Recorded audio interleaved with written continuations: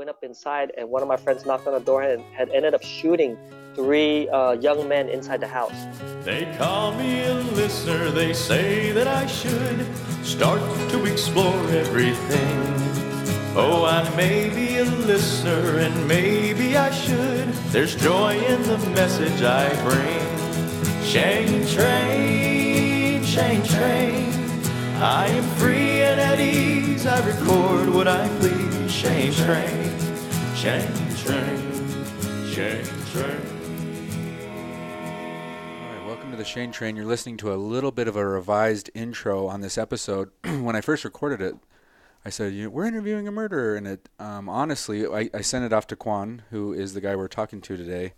And it does. It sounds dehumanizing to just say, hey, we're interviewing a murderer. And to be honest, I was excited because I think the episode's great. And I think who he is great and how far he's come is great. So this is just a revision to say, yes, interviewing a murderer is dehumanizing, and I don't want to do that. But I think you're really going to love today's episode, and let's move on to the original right now. Today, we are interviewing a murderer.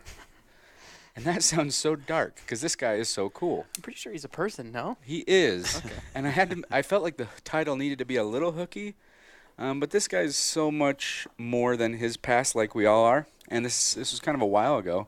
But I think you guys are going to find this guy. His name's Quan. So intriguing. I met him at Mastermind Talks just recently, like a month ago. It's an event. It happens wherever they want it to happen, but it's just awesome people, maybe 150 people in kind of a resort destination. 4 days of pretty much getting to know people, hanging out, and sharing ideas. It's really cool. Where'd you meet him? I met him. What resort? Yeah, so we were in Carmel. And he was in on... So this year, Jason, who's in charge of Mastermind Talks, was like, hey... We had kid scholarships last year. This year, do you guys want to do, ex-con prison scholarships? And I was like, hell yeah. Just because I assume there's interesting people who are making good of what bad happened. Yeah, a little redemption. Yeah, and if you would have met him, seen him, talked to him without knowing his past, you'd be like, yeah, this guy's supposed to be here. He's running businesses. He's doing cool stuff. He's open. He's just a good dude. But then you happen to know his history, and we dove into it over some drinks. And it was crazy. Did that take you a minute to separate the two? It was hard for me to go, this guy sitting here talking is also that guy who's capable of that. But when I heard his story, I was like, yeah, I could kill someone. Like, honestly. Not that I'm going to go kill someone. But what I am saying is his life was set up in a way where it kind of made sense through gangs and what it meant, and we're going to find out way more about it. But you start to understand people more, and it doesn't feel like a stretch, or it doesn't feel like he's this bad person. I'm excited to dive into this one. Do you really know if anyone is a bad person? No, that's a great, bigger question. I don't know if we know, but there are bad people out there. There are some people that you just get a bad vibe, and they end up being a bad person. Yeah. But I don't know if, there are some killers that are like, really? Yeah. You? Or not even killers, but just people who do bad stuff. And you're like, really? Yeah. Life is so circumstantial. Like, what if you were born in the wrong neighborhood, wrong parents, wrong anything, and then all of a sudden some of those decisions make a lot more sense. Oh, yeah. Drugs, prostitution, You guys don't murdering. even know what I've done, so. I don't. You're pretty street, Mason. Yeah, well, yeah. He fills me in on Fridays. I get a little insecure and scared all at the same time. We should have done a background check. Yeah. But it's not whatever. too late. It's too late. No, it's not too late. It is too late. No, you're fired. It's never too late. Yeah. It's never too late. Hey, let's crack this bottle. What is this bottle? You've been staring at this since we hit play. My mouth waters. Is that first signs of alcoholism? It's Maybe. something. It's like he's Pavlov for the Jameson. Yeah. I just think Jameson is, let's just say alcohol in general, is such a good way to chat. It does. Okay. You feel a little different. Can I just point something out, though? Social lubricant. There you go. Perfect. I'm pouring my own. You guys are going to have to pour your own. Can I just Like say you never that pour anybody else's. You're like, I'm not touching your glass. But I do pour my own, right? Yeah, you do. You do. I just want to point out that it's season 2. Wow. Yeah. How many listeners? 6? Well, we got I our know my mom moms, listens. His daughter. My Yeah. sister listens. Our Your goal was sister. 9. So that's Our goal was 9, so Yeah. we're I bet we've crossed 9 listeners. 8, maybe 9 now. So, why are we still on Jameson? Is The pallet. It's out there. Yeah, it's on its way, I think. Okay. You're going to go visit the factory? Yeah, I'll be out there. I'm making Yeah. a trip just to go to Jameson. Okay, well, when Mason sees you at Jameson, whoever is listening, Do you just want to pick up the pallet and fly it home? That's pretty heavy. Can you I don't check think a pallet? We'll cover the duty.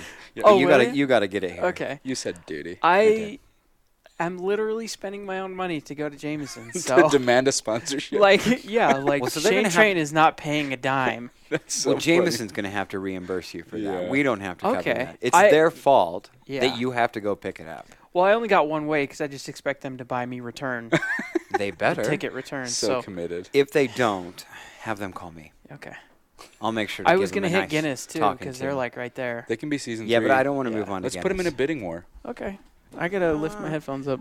Do you really, Gambé. you really want to toss back I'm going to some smell Guinness? this first because it's different. We need to explain. Oh yeah. So this is Finnish in craft beer barrels. Okay. I don't know where you read that other stuff, but it's Cask Mates by Right there. Jameson. Oh. So this is See like where a the- finer. See where the words are? Chocolate, rich coffee, seasoned oak. Those letters and hint of groups hops. that form words. Oh. That This is a special for your birthday. Oh yeah. Will got it as a gift. Yeah. Thank you, and Will. Okay. How did you know? Not just whiskey, though. How did he know? Well, I was going to get some Can Guinness. I drink this? Yeah, no, Yeah. cheers, mate. Gambé. Hey, get your Gambé shirt. Gambé. ShaneTrain.com shop. Because we rock them. There should be a... Ooh. Just like chocolate. Not bad. It is, Just like chocolate. it is kind of chocolate. Wow. I like it. I'm still... I enjoy it. My palate's still trying to figure that one out. It. It's just different How do you enough. explain it? Yeah. Yeah. It's definitely different. It tastes like Jameson with a little extra character or something weird. Wow, It no, tastes that was like- perfect. I can't even top that. Not It's like the end of like when you ordered a stout and you take your very last sip Yeah. and then you put Ooh. whiskey in it. I can get I'm getting like chocolate and coffee. Not like Hershey's chocolate, but like Yeah. there's some sort of cocoa-iness. Some cocoa. He's crossing the dark side. He's going to become a lover Yeah. of all whiskeys. Because I definitely remember Until the you give first me one Dickel. where you were like, Remember oh, before it was why? chocolate and wonderfulness, it was cat's assholes? Yeah. And you were like, There are some shots that I take that are still cat's assholes. you were visibly angry about Jameson. having to drink that. Cat. I'm still not happy. We were It's happy not of bad, though. We're happy of the outcome for you though. Yeah. And I'm drinking Jameson outside of this. Like, Are you really? I've had whiskey outside of this table. So dope. What have we done? Actually, the first time was at your house for your Yeah. birthday. That was the first. That was the first time I had whiskey outside of this table. Just make a mental note. If you ever wake up shaking and drink whiskey, that's your sign to probably tell us. I'm good up until Yeah. then. Yeah. Tell us, and then Okay. we'll sit down and have a talk with you about how you But should. we'll take do shots that. first, right? Yeah. Oh, yeah. Oh yeah, All right, cool. social lubricant to be Social able to talk lubricant about and those all, hard yes. issues. Mason, you have a problem. Okay. Gambé. Yeah. We need to have a talk, but take a shot first. Shane's going to be telling me about how whiskey is bad for me, but he's going to be staring at the bottle salivating the whole time. I'm just going to be over here drinking it, so you can't judge me. Don't Oh. judge me, monkey. You guys ready to talk to this dude? I am. I'm really He's intrigued. such a good dude. If you didn't know who he was, you'd just be like, good dude.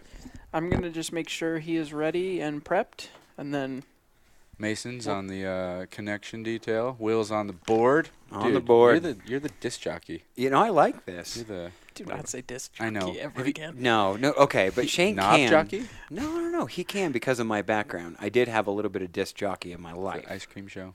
Yeah, the ice Have cream you guys show. ever seen DJs where Is they're that like what it's spinning boiled down knobs and to? stuff, and Faking it's it. nothing. I know. It's I saw nothing. that. It's Oh, so that's bad. embarrassing. Okay, are you saying that because the audience can't see me and that's what I do? Because that. No, Will No, really it's- turns knobs. Yeah. He Oh really yeah, does. you're for sure. No, I'm gonna get emails telling me that I'm a knob turner. Will I like, don't- puts his hand up, fake twists a knob, drops it. I do that. I do that when I sing along to my Hotline Bling. Oh, Oh, God. God. All right. Nice. He said hello, so we can go whenever. Let's dial. Let's bring All him right. on. Hello? Quan, can you hear me? It's Shane. Yes, I can hear you. How are you, ma'am? I'm good. How are you? Very good. I've been acclimating slowly from Mastermind Talks back into real life, but I'm doing pretty good. I saw after Mastermind Talks you flew off to an island to hang out with Shep. Yeah. Dude. He heard I was going to Hawaii because I happened to be going to vacation in Hawaii, and then he heard I was going over there, so he wanted to meet up with me in Maui. I was on the Big Island, but then I flew out to Maui. He got me tickets on one of those small 2-engine planes, and I flew out over there and hung out with him for a day. Are you kidding me? So just No, it was really cool. just to We tell just went. Sorry, I cut you off. It's just the nature of this. No, we went golfing. We went to some country club that I guess he has a VIP status, and went golfing. And then he introduced me to his children. So it was really cool. So just to tell our listeners, his name is Shep Gordon. If you want to watch about him, he has a documentary. It's a few years old called Supermensch. He was Alice Cooper's publicity dude. He spoke at Mastermind Talks. This guy knows everyone, every rock star, even the old great stuff. I mean, he's the king of network publicity, everything. And I guess he took a liking to Quan, because later I see Quan on an island hanging out with him. I'm like, dude, that's badass. I'm happy for you, man. You're on a roll. Yeah. Well, I took a liking to him too. It's a really, really. I don't know. We just connected, and it was cool. Good. I'm glad to hear he's a good dude. Yeah. So I wanted to introduce you first to my co-hosts. We have Millennial Mason. Yo. And we have Big Willie. Hi, Mason. So it's three of us. Quan, I've been the one that's you've been talking to back and forth via email, trying to get all this set up. Okay. Hi, William. Thank you. Yeah, thanks again for being on. This is your story and everything else is something that I've been looking forward to just kind of dissecting and going over the details and the breakdown. We're super excited. We've been talking about this for a little bit now. I think. Well, hopefully I don't disappoint you guys, so we'll see what happens. You We've won't. been pretty low, so it's not like the bar is too high. Okay, then I might fit right in then. Yeah, good. You're covered. Don't worry. All right, so I've already explained, how I met you before we had you on the line, and before we go deep into the juice, I just want to talk about kind of where you're from, who you are. So, where are you from? Where did you grow up at? Well, I'm from Utah. I was born in Vietnam, and I came to the United States under asylum right before the fall of Saigon. So I came to the U.S. probably when I was several months old. Okay. Just with my father and my mother, and we settled in Provo, Utah. We were sponsored by a Mormon family over there. Wow. Yeah. That's a culture shock. How long were you with that family? Yeah. I think just a few years. I know my father's first job I only hear about this because I was just a young child, but I know my father's first job was as a custodian at the local supermarket, and the first thing he bought was a bike just to get to work quicker. And then later on, once we kind of got settled, I know we moved out, and that's where my younger brother and sister were born over there in Utah. And my father went on to actually create the Vietnamese Refugee Association in Utah to help sponsor Vietnamese refugees coming to the United States to settle in our new homeland. Wow. Whoa. Yeah. So how long were you? Yeah. So he was a social activist. I didn't realize at the time. I mean, I remember growing up, I would take these long road trips with him, like to Wyoming, Colorado, all around, and he would help like these Vietnamese families file for Social Security and get their driver's license. And I would ask him, like, why are we driving all this far? Like, are you getting paid for this? He goes, no. And I could not grasp it at the time why he would do this. It wasn't later on into my prison sentence when I started doing volunteer work and I realized this is what my father was onto. There's something special about helping out your community. That's amazing. But it took a lifetime. Yeah, so, and my father was doing it from, I don't know, when he came here to the United States. Wow. I couldn't imagine being in his shoes, going from your home all the way to, just what a culture shock from Saigon to Provo, Utah. Provo, Utah. Yeah, and it's just, I never realized the whole culture shock for my mother because, our family grew up in Vietnam. Like my mother's family was extremely wealthy. Like their family, my grandfather was the chief of police of the city of Dalat there, and they had a whole apartment complex that there was a military academy that my father went to over there. And so that's how he met my mother because my father, all the cadets and everything that went to that military academy rented out these apartment buildings that my mother's side of the family owned. So that's how they met. So my mother grew up not having to worry about anything and be like one of us over here growing up really rich, being driven everywhere, don't have to worry about nothing, suddenly losing our country and going into a new country and not speaking the language, not understanding the culture, and have to relearn everything and leaving all family and friends behind. I couldn't So imagine. I didn't appreciate that till later too. Yeah. Wow. How long were you in Provo? 10 years. We moved to the United States. I mean, we moved to California in 1984, around there. And you were 84, 85. You were, how old 10. were you when you went to California? 10? 10, yeah. Because my father got diagnosed with leukemia when I was 8. And his condition started getting worse, and he had family members that had settled here in California. So we came to we went to California about 84. I remember that. So that was a culture shock in itself. Because remember, in Utah, it's all predominantly white kids, and I'm growing up wishing I was white. Like, why don't I feel like I fit in? What's going on here? I even remember, I think I already told you this, Shane. Remember, back then in the 80s, there was a lot of those kung fu movies where they would dub in the voices. Yeah. Oh, yeah. So I remember I was watching, and I go, hey, now I know why the kids make fun of me. That's probably what I look like when I talk. And I remember getting in front of the mirror and I just say, hello, how are you? Seeing if my mouth moved differently. I didn't understand that they were dubbing the voices in until I brought it up with my father, and he just laughed at me. And he said, no, they're just putting in these things. You have to learn to be proud of your culture. You have to learn to be proud of where we came from. But I just remember wishing I was just a white kid that fit in. God, I couldn't imagine, especially the pressures down there in Provo. I mean, we're here in Salt Lake City, so we're very familiar with, the valley down there, and they call it, obviously you've heard it, they call it Happy Valley. And there are times where it's really not so happy as far as pressures and have to live examples, et cetera, et cetera. You know what, though? Provo could use some culture. Yeah, some You know what I diversity. mean? Like, they could use some diversity. Well, don't get me wrong. Like, even though I experienced what I now understand to be quite a bit of racism, there was also some very kind, genuine people there that really loved me as a little kid. I remember feeling loved by some of my friends' parents and things like that. But there was just some. But then that was also overshadowed by some of the, I guess, the prejudices and the racism that I experienced growing up over there too.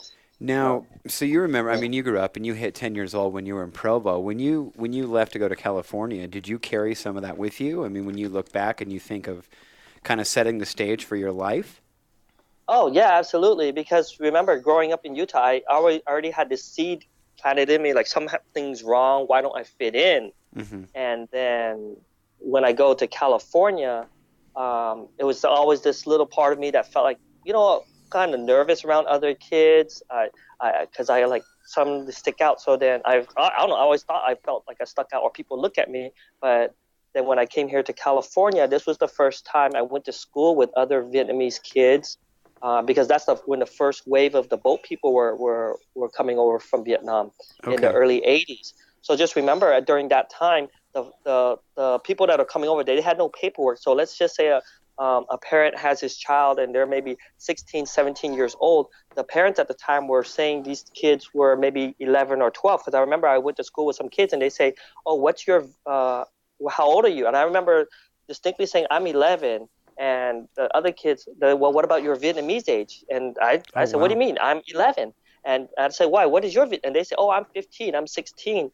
But then I went home and asked my mother, and she told me, oh, yeah, it's because their parents just put their age back because they're mostly smaller and they have to learn the language. But then because of that, these kids were much more mature physically, emotionally, and they didn't speak English. I didn't speak Vietnamese well, so I think I stuck out like a sore thumb, and I'm being made poked at fun by some of the kids, like, oh, you're a whitewash, you, and so I don't know. I think that just pushed more of those seeds of not fitting in. Yeah, you got it from both sides, it sounds like. So you got it, you felt different growing up in a white society in Provo, and then you go down there and you're with your, for lack of better terms, I mean, your own culture, your own kind, if you will, and then suddenly you're still getting responded to in a light where you don't feel whole. Yeah, I think, and then coupled that with my father's condition with leukemia, and then my understanding of what my faith was at the time, like, just be a good kid and just pray and things will come your way. And it was just so all these things tied into it. And then when things started deteriorating with my father's condition, and then just things happening at school where I don't fit in, and just or I don't feel like I fit in, you know what I mean? And it's the only thing I knew was just to do good in school, just excel, and just that's how I can be recognized. So that's all I tried to strive to do was, hey, you know what? I'm just going to try to do good in school. But then, yet I remember there was a lot of times when I didn't understand something, or I couldn't grasp. Like I remember even all the way up to like my junior year, the end of my junior year, coming into my senior year, and I was in a calculus class, and I did not understand what was going on, but I could not ask because I didn't dare to let anyone know that I didn't understand anything. So I just tried to do the best I could, and I don't know. And I look back, that was a pattern I set for myself early on, not just trying to portray this image of someone that knows, that has it together. Oh, okay. It's like you're creating a shield. Mm-hmm. Very common feeling. Which probably helped at a young age, but then later on, I don't shed it, and it just becomes, a part of my very being, and then, which is very unhealthy that I see now. Yeah. I had no awareness of it at the time. I mean, I think that took me a lifetime in prison doing my life sentence before I actually started to do some type of self-reflection. Hey, where did this come from? Why do I think this way? Why did I think that way? So you started pressure cooking, it sounds like, in high school, although the whole time you felt like you didn't quite fit in from a very young age. Just to jump sideways a little, what part of California did you move to? We first settled in Santa Barbara. I think it was just for a summer, and then we settled right into Orange County, where most of the Vietnamese outside the United States had settled. There was a huge population of Vietnamese. Orange County. And it's funny, I remember looking back later, one of my mother and father's main concerns in settling in that area was, you know what, we should try to settle in Orange County, but we have to watch out because there's a lot of hoodlums, the gang members, the kids that that don't know anything, that the bad crowd that we need to keep you guys away from. Okay. Yeah. So, as you're pressure cooking in high school, I know some of your story is gang related, but what's the transition from pressure cooking in high school to joining a gang? I don't know if you can make that link for our listeners. Well, let me see.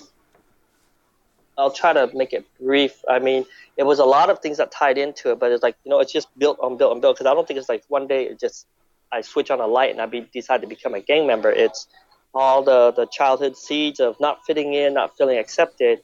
My father passes away when I was 13. In our faith, my family grew up Catholic. We believed just praying. That's what I believed at the time. And okay. I remember I believed that the day of our first communion, that I get to make a special prayer. And my prayer, I had it in my mind, and it's funny, in conversations with my younger brother and sister now, they also had it in their mind that we were just going to pray once we get to eat the bread. They just pray for our God, our father to live, because his condition was very bad. The morning of my first communion is when I find out from my younger sister that my father had passed away the night before. Oh, God. So, and it's weird because every single one of us, when we talk about it, we all somehow felt guilty, because I remember thinking, God killed my father because he didn't want to grant my prayer, because somehow, somewhere in me, there was something wrong, or I did something wrong. I wasn't, I couldn't be granted this. So oh my I God. remember that, yeah, and I just felt that. And then in our culture, there's also, I remember at his funeral, like some of my father's friends and my uncles would say, you're the firstborn now. You got to carry on the name. You're so strong. You don't even cry. And I'm thinking, oh my God, I want to cry and I want to do this, but I have to be strong. I guess that's what it means to be a man. And somehow I'm weak, but I can't let people know. It wasn't, like later on. It's not till like years, and it feels like a whole lifetime later, where I believe, what? I think it's actually much more strong to be able to cry. It's a lot more courageous to be vulnerable. Oh, me too. Yeah, but yeah, even but it took Even building the scene there. So I mean, you head from Utah to California, and you're experiencing all these pressures, and then you lose your father, and then you're almost expected, like you were just saying, to be the man of the family. So now you can't even understand your own emotions. You just have to almost live a different life. I hate that stuff so bad when men feel like the vulnerable emotional crying is the thing that's weak. Like you're saying, Quan, I feel like I grew up, even if it was unspoken, crying is wimpy. It's something you just don't do as a man. And I had to realize that, no, crying is like so healthy. We're designed to do that as a human and to feel. And I feel like what makes a man is the decision you make when you're done crying. And sometimes you got to make hard decisions. But being connected and vulnerable and feeling is a good thing. I'm so with you. And I hope every male listening to this gives up that whole don't cry thing, because it's bullshit. Yeah, tears. Where I believe now is tears are very healing. So natural. Sorry to tangent it, but I'm right there with you, man.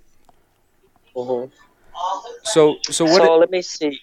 Oh, go ahead. No, just making the link to the gang. So your father died, and then you went through high school. Your father died when you were 13?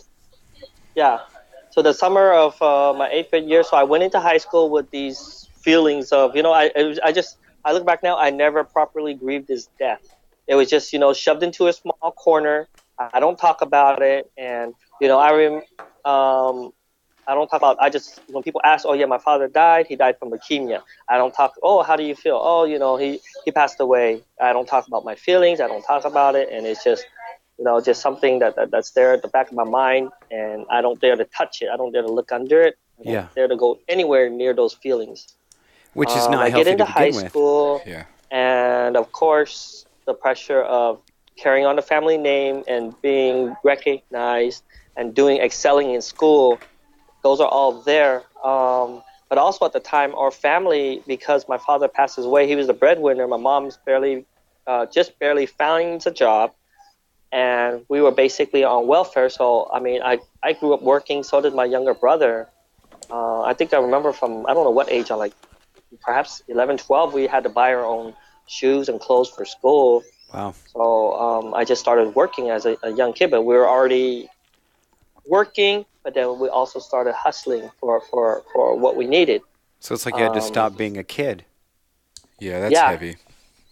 And then I began to get mixed up with, friends that were, would be considered a lot more unsavory, like kids that were a little bit too smart for their own ages. Like some of my friends' older brothers, where they were already doing criminal activities, such as counterfeit. They were already running like little rings where they would steal cars, and I would be the one that would have these little car radios, and I could try to sell it to make extra money. And I didn't even know how to drive a car at the time. And I would just go with them, and we'd get credit cards and charge up and buy food and go buy things with it. And it was just the beginning of, a long, dark path. But in your defense, you were really in survival mode. I mean, frankly, from what I'm hearing and what I'm taking from it is you didn't really have another option. Well, I don't know, because where I come from now, I think we all have options. I mean, there's people that face much worse things than me, and how did they, despite those problems or setbacks, achieve and accomplish so much? And then me, and then I don't know. Those are very hard questions to ask myself, and perhaps I'm very unforgiving of myself or very critical. I don't know. I just believe like each person, despite the setbacks, has a choice. Yeah. So I chose to go down and continue to go down that path, and it was a question that I used to write down to myself, like, people are not born murderers. How do you, it's a long series of continued wrong choices, and that was me to a T. What age did you begin the criminal activity? Criminal activity? Well, I would have to say right around 13, 14, then right around getting into high school. It's, I'm on one hand, I'm this kid that can look good for the world, my mother, to still excel in school. See, the problem is I think school always came easy for me. Yeah. So I could be one of the kids that I don't study, and I never really did. I have terrible study habits. and I could still go in and ace a test. So because of that, I just always used to and hang out with friends, and you know, whereas I see other kids, they were struggling with school, and then on top of that, I had to work. Yeah. So later on, when we had to take like our test, because another thing I think a long series. I remember growing up in Utah when my father was doing all of that social activism and helping the refugees. He was actually quite famous. There was a lot of congressmen and dignitaries that would come to the house, and he would have them over, and they used to tell me, Quan, when you grow up, we want you to be just like your father. You're going to be the first Vietnamese American to go to West Point. And, you know, he went to military academy in Vietnam. You're going to go to one here. So that was my childhood dream. I'm going to go to the military academy at West Point. I'm going to wear that gray uniform, and, you know, then everything's going to go right in my life. So it was just like, you know, but there was no real setting of goals. No, my father passed away. There's no understanding of what it takes to be a man, the hard work it takes to follow a dream, how to set goals to follow dreams. It was just a pie in the sky that I never even take any steps toward. It's just hoping and praying that things would go right. So I remember my junior year, I took the pre-SAT test. I did terrible on it. My grades by that time was like only a 3.4 GPAs. And when we moved here to California, I didn't know any congressmen or people like that. In Utah, they told me, "Oh, you just have to graduate high school. We'll put you through. We'll sign your letter." I just believed that. So by that time, I couldn't tell my mother that I wanted to go to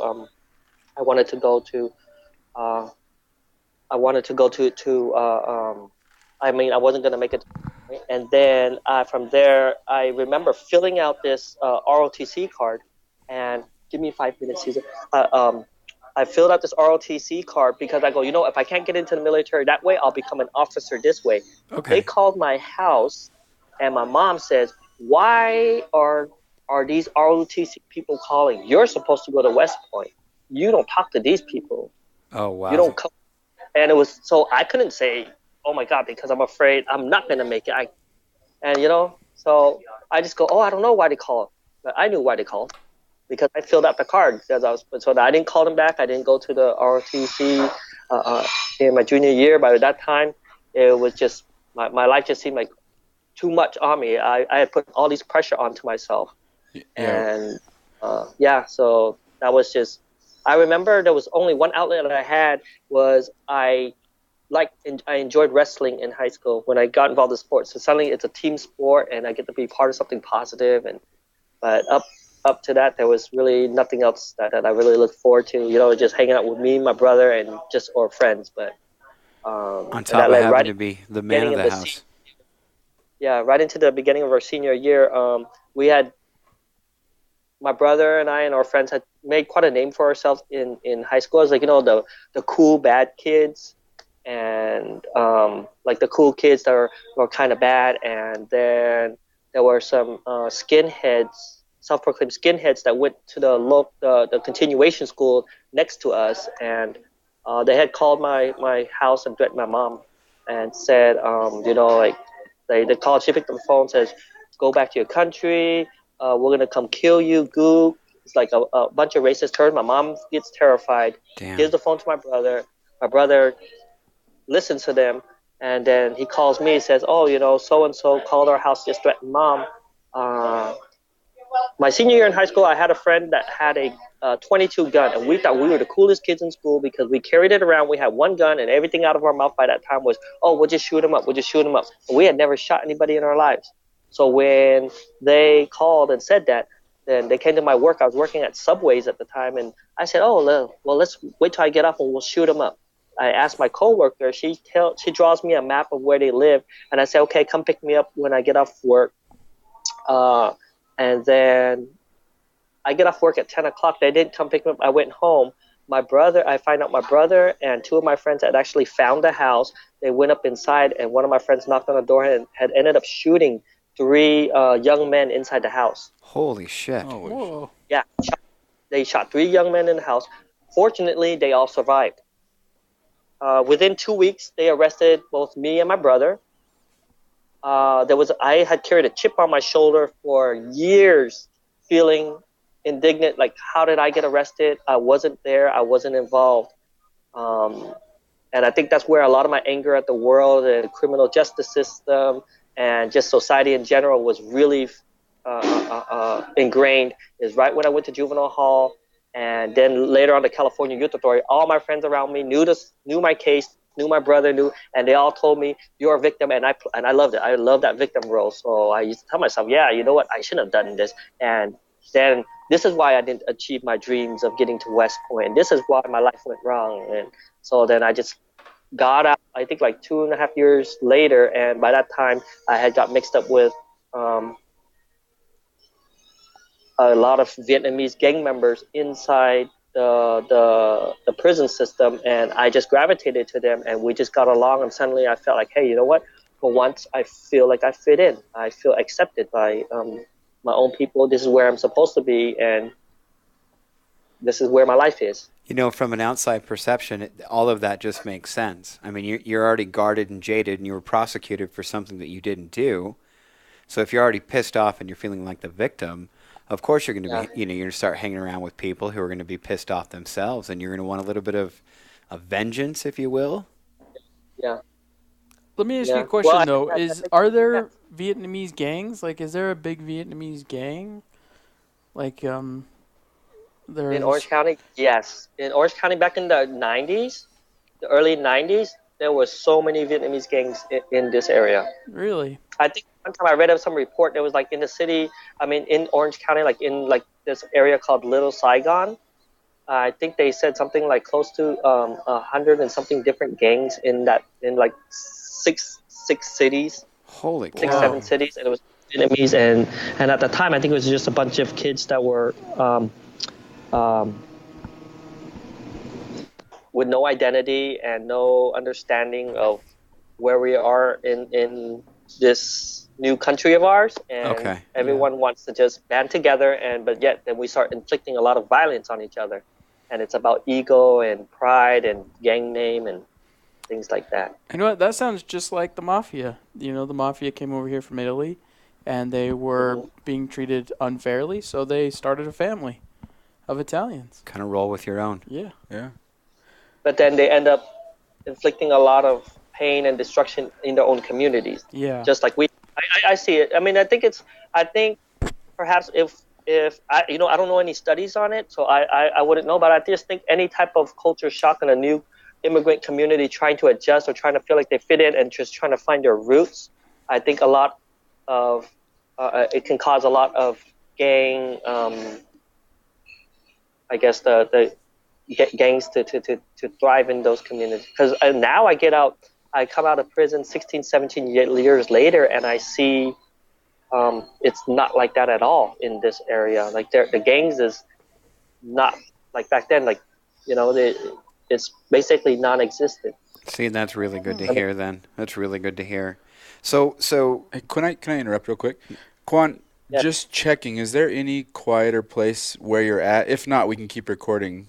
But we do hear a lot of the restaurant or the traffic. Okay, let me try to turn it down. Give me 2 minutes. Okay. Yeah, no worries. See, this just absolutely, it marvels me, and I had no idea he went to Provo. I had no idea. So, like, suddenly that even brought it close to home.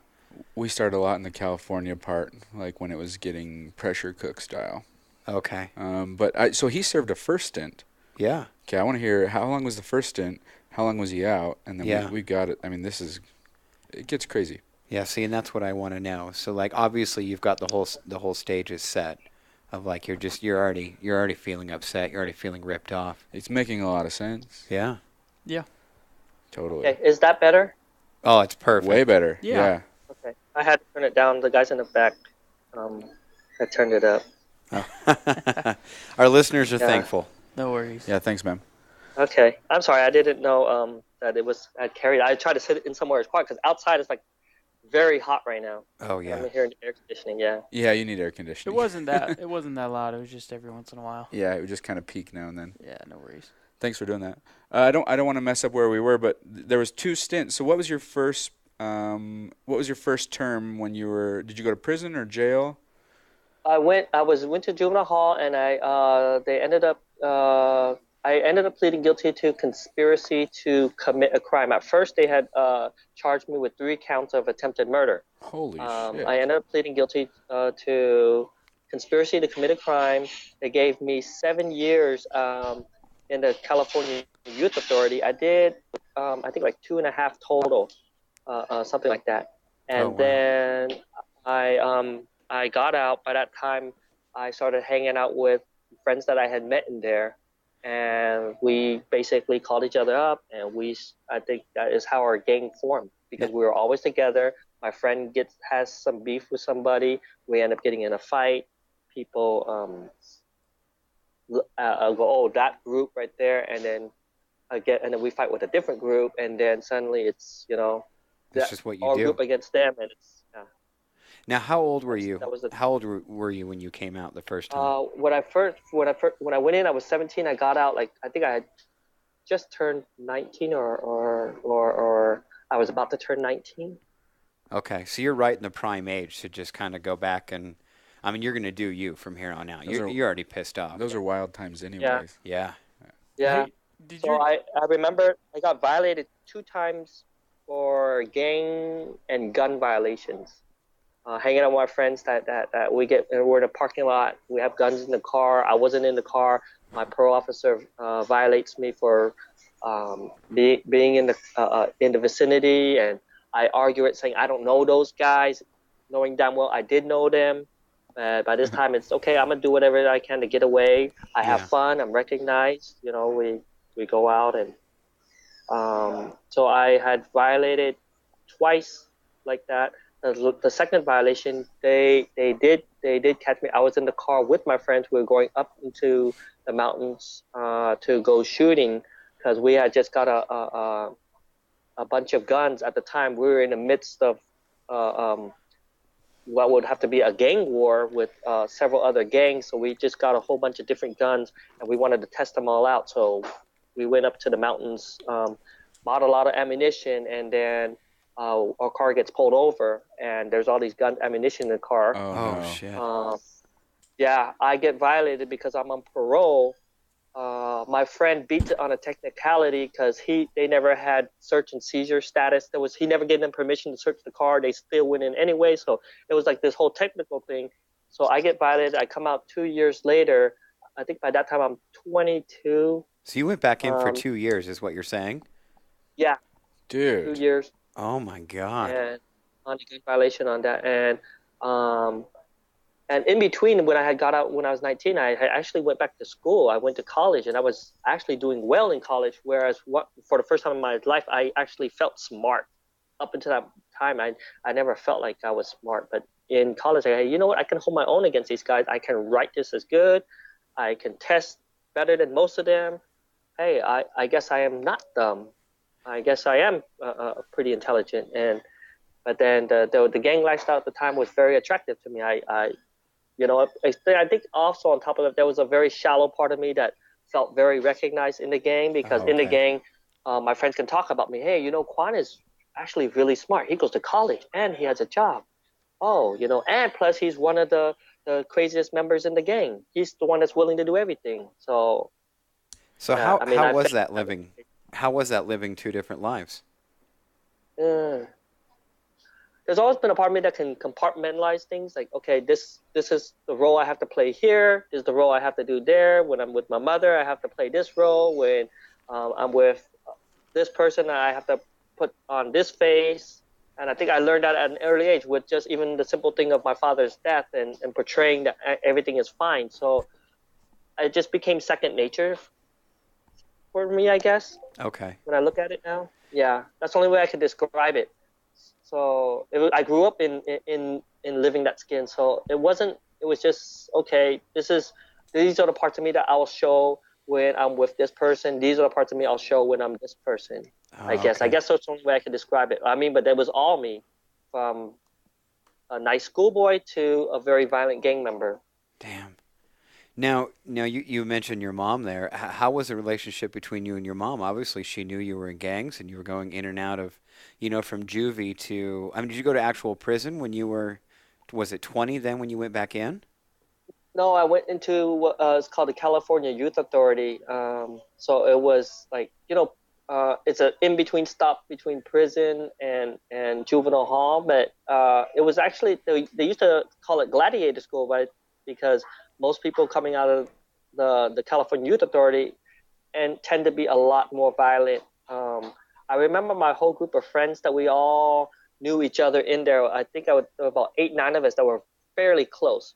And later on, when I was doing my life sentence, I think when we talked amongst each other, there was about 6 of us that ended up with a life term in the California prison system. Holy coming crap. out of the California, yeah, all Vietnamese gang members. Yeah, it was like those that ratio was extremely high, and because in there, that's all we talked about. Oh, I can't wait to go back to the streets because my gang is this, that group is that. So it's like And we just you're fed getting off each prepped other. for it. You're getting prepped for it. Yeah. Oh, it's amazing to me. Hey, I just want to go back for 1 second because I feel like we just kind of skated over something. You said that you had a car full of guns, and that kind of Yes. struck me. Like, how do you go about getting a car full of guns? Is it something where you just knew a guy who had unidentified, like the numbers scraped off a gun and it was unmarked, or like how does somebody I just think get a we car had full of different guns? connections. Like by that time, there were like certain, like when we got some of our guns doing robberies. We got some of our guns buying from military personnel. There were guys in the military that would sell us guns. I mean, we just had different connections everywhere. There was guys that had different connections from other states. Yeah. So I can't remember. It was just okay. We have the connections for it. So we Interesting. just get our guns. Hey, another thing you mentioned, you said you were the crazy guy down for anything. What kind of stuff would they call on you to do that you were down to do? I mean, what do you get called on in a gang? Well, see, it wasn't like I was called on. It was things I would volunteer to do. Or, okay, I'll give you a set example. I would go out with my friends.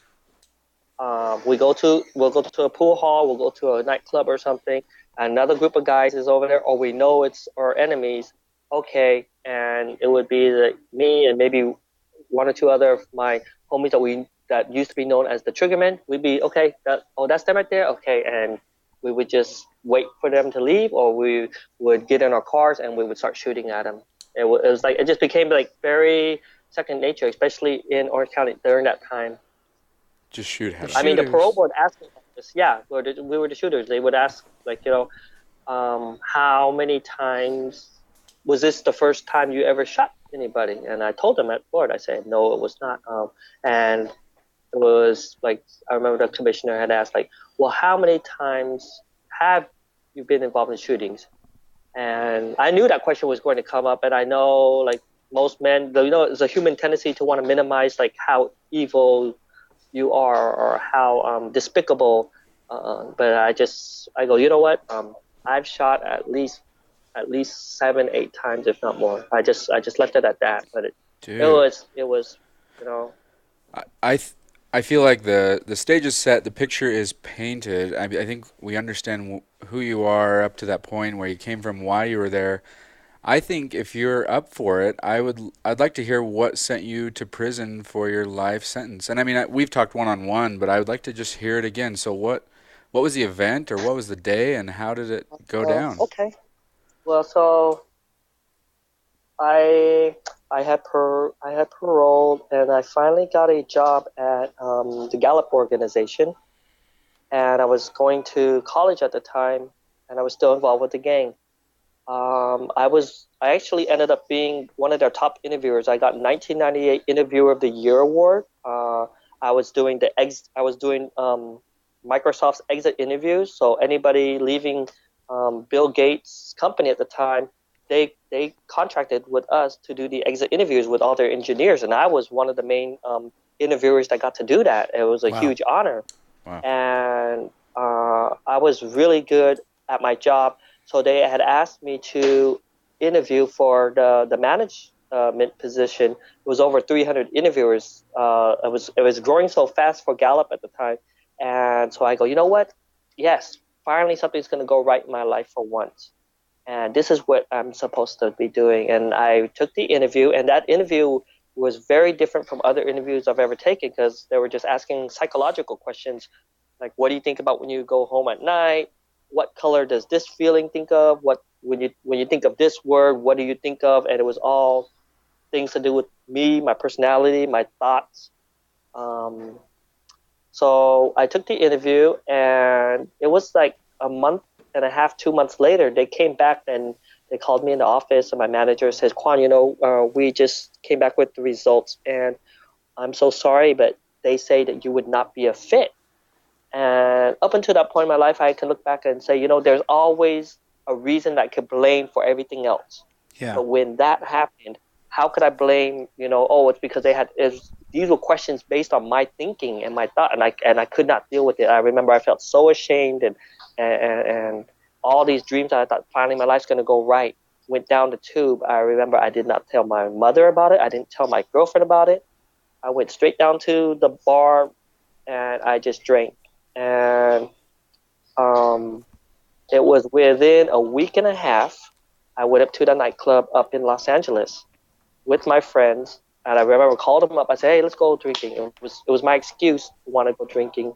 Okay. But it was a pattern that I noticed that me and my friends that were the shooters at the time is when something is bothering us. Let's say Shane, me and you are in the same gang, Yeah. and something is bothering you. You would call me, Quan, let's go out to the pool hall. You bring your gun, I bring my gun. And suddenly you tell me, oh, those guys are looking at us, and we end up getting a fight, or we end up shooting at somebody. Or then I call you up a few days later, hey, Shane, let's go out. I argue with my girlfriend. I don't talk about it to you, Shane. I go, hey, Shane, let's go over here. But all these feelings inside, and then we ended up getting into beef because I'm already dealing with something, and I want to take it out on somebody. And I didn't understand that drive until many years later during my life sentence. So I went up to the nightclub. I brought the gun. And this is just a night out with some of my friends. Why would I need to bring a gun? I brought the gun. I come out of the club. Some of my friends had gotten into a fight with a different gang up in Los Angeles. And my mind just went into zone mode. Okay, they mess with us. I'm going to show them who's the man. Don't they know who they're messing with? I got in my car. I told my friend to drive, and we followed those guys for about 15 miles on a freeway. And we drove up next to them when the freeway was basically deserted, and I unloaded my whole gun into that car. I tried to kill. There was 4 young men in the car. I tried to kill every single person in that car by shooting into it. Oh my God. And I ended up shooting and killing a Vietnamese man by the name of Minh Nguyen, and injuring 2 brothers that were sitting in the front seat. Oh my God. And that's what happened. Oh my God. So, in that moment, did the car swerve? Did you take off? How do you leave that intense moment? When I aimed and I shot, the car swerved over, and I continued. I had unloaded my whole clip because by that time I was carrying with me like 2-3 clips in my car everywhere I went. Because, like I told you, we were in the midst of a gang war that I felt. So everywhere we went, when we would have problems, I remember one time when I had a different altercation with different gang members. I had run out of bullets, and they chased us, and I guess they had reloaded, and they had chased us and basically shot my car up and had ended up killing one of my very close friends. She died not because of the bullets, but because the driver of her car had panicked, and he crashed into the light pole, and she had flew out of the car. So I told myself I'll never ever run out of bullets again, and I just always carried extra clips with me. So I remember that night when I shot, it was more, okay, I hope they think I'm out of bullets so they continue to chase me, and then I could get my second shots at them. It was this very distorted, evil way of thinking. But I remember even when it happened, I didn't, people were like, oh, how did you feel? I would have to say, at that time, I did not feel 1 ounce of remorse. It was more like, okay, I did it. I got them. That's what they get. I did not care then. Yeah. I just want to point out that when you said the guy's name who you killed, you said it like you've memorized it. Like you said his name like you've said it over and over quite a bit. Would that be accurate, or is it? Yes. It took me a while, but then when I had to, it was later during my life sentence when I had to examine, like, what did I actually do? How did this end up? How did I end up being a murderer? And And like I said earlier, coming to realization that it was a bunch of series of wrong choices, and then understanding that, then believing that if I had made a series of wrong choices to become that murderer, perhaps in some way I could make a series of correct choices from them on to, find some type of redemption or atonement for what I had done. So that I think it took a lot of self-examination, and then I realized this is a human being, and that's why I say his name, and just saying, instead of saying, oh, the other guy or the gang member from the other gang, because it wasn't, because somehow that diminishes him. So that's why I remind myself his name was Min Nguyen. I was 23 at the time. He was 27. And when I read over the paperwork, I don't see a lot. But I do see that he just had a mother. And then that's when I start thinking, wait, I see the suffering of my own mother, and I see the parallels of family coming here and struggling. And then I start thinking, what would have happened? How would my mom have felt if I had died? So it was some very hard questions I had to ask myself. But I think that is where I found my liberation and acceptance, and perhaps in some way forgiveness of myself, even though some days that I still struggle with that. But yeah. So I kind of want to go back a little bit, if you don't mind. So you shoot, and that happens. You said you unloaded your clip.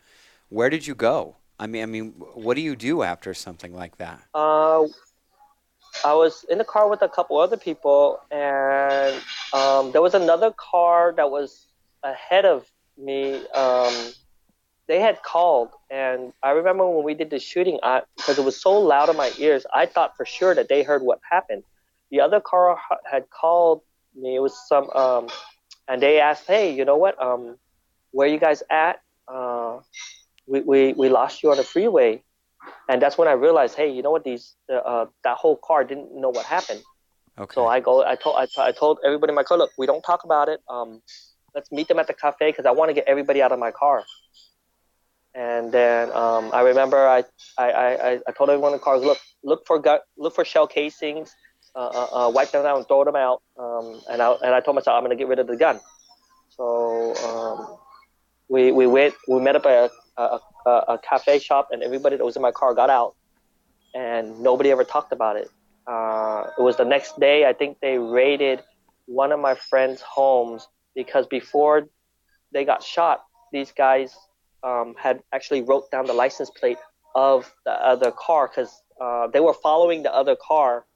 And I guess they wrote down the license plate, because how the Asian gangs used to operate was everyone's cars look so similar. So the only way that that's the group that we had beef with before is yes, that's the car. I think so. Oh yeah, that's the license plate. That's the group right there. And they would wait to ambush us. So they, but later on in court, it was a bunch of, oh no, we only wrote it down because we were going to report it to police. But it was BS. But it doesn't matter. I mean, so they had it, and they gave it in. They had given it to the police, and that's how the investigation began. And when they raided her house, they knew that she had ties to our gang. So then they started asking other questions and were following us. Then it was later on one of the members from our gang had got busted with something else, and then he spilled the beans on my case and several other cases. What I just want to know, what was your exact thoughts and feelings when they showed up to cuff you and take you in? Like, even I don't know what it was like. What was that like? Were you still like pissed off, or were you in it? I just want to know. No, I thought there's no way they're gonna get me, unless if one of the women from the other car say anything. But I go, but they don't know anything, so they don't have enough evidence. I remember I was thinking, there's no way that there was like, I think they raided my house about 4 months after. They came in with all gear, the flashbang grenades. They made my whole family lay down. They cuffed up me and my brother. And then they tried me for the death penalty at the time. Oh my God. What year was this? Yeah. 1998, 99, right around there. Okay. The end of 98, early 99. Holy shit, dude. Wow. Yeah, they tried me for the death penalty. There was like 5 of what we call our homegirls, like the women that were fighting the death penalty with me for about 6 months. They did not say a word. It was one of the guys from the gang that had given up all the information and testified against me.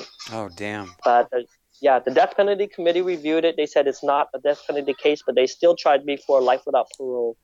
Up until the day of trial, I remember the judge had asked, "Hey, I know the prisoner has never been given a deal," and the district attorney says the people do not wish to offer the prisoner a deal, any type of deal.